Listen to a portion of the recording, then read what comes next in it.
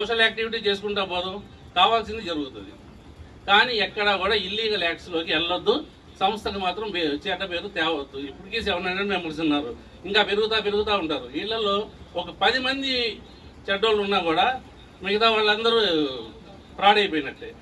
ఎవరో ఏదో కలెక్టర్ గారు వస్తారు, ఆ ఏరియాకి సంబంధించి చెడ్డోళ్ళు ఎక్కడైతే ఉన్నారో వాళ్ళ గురించి ఇలా బ్లాక్మెయిల్ చేస్తున్నారని చెప్పి కోర్టు కేసు క్యాన్సిల్ పడైపోతుంది. దానివల్ల మనకు తలనొప్పులు అవుతాయి. ఉన్నదాన్ని మనం జాగ్రత్త పరుచుకుందాము, మన చుట్టుపక్కల జరుగుతున్న వాటికి పోరాడాలి, చేసుకుంటా పోవాలి. ఇది తర్వాత ఇక్కడ స్లోగన్ రాశారు, అవినీతి అంతం సమాచార హక్కు చట్టం పంతం. బాగా రాశారు సార్, ఎవరు రాశారు కానీ మీరేనా? సూపర్గా రాశారు.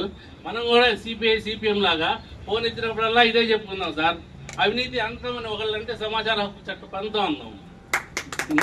ఇదే మనం కూడా స్లోగన్ చూడగానే నాకు అనిపించింది, ఇప్పుడు అవినీతి హక్కు అంతం